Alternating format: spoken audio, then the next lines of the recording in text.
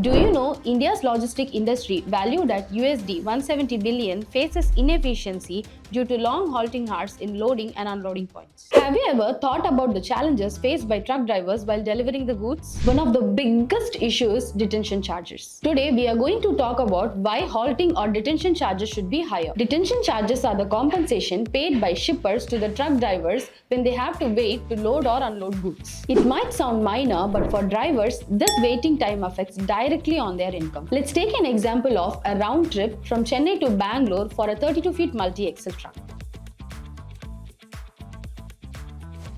Here is a breakdown of the costs for the trip. Diesel cost Rs 19,800, toll charges Rs 5,000, driver salary 6,500, miscellaneous expenses 3,000. After all expenses, the profit for the truck owner is approximately 10,400 for one round trip. To stay profitable and cover EMIs, a truck owner needs to complete at least 2 round trips per week. Let's look how detention impacts this. In a good week with 3 trips, the owner earns Rs 54,800 after EMI. In an average week with 2 trips, the earning drops to Rs 13,200 after EMI. In a bad week with just 1 trip, the owner faces a loss of Rs 28,400. Due to this detention, truck owners are not able to complete at least 2 trips a week. The biggest issue is that many shippers use trucks as their temporary warehouses and then pay only Rs 1,000 for 24 hours of waiting. Daily earning of Rs 3,000 can only guarantee the profit for the truck owners. But due to detention, they can't make it happen. There is a simple solution: don't halt, or if halted, pay appropriate detention charges. Let us know in the comment section which price would be better as detention charges per day.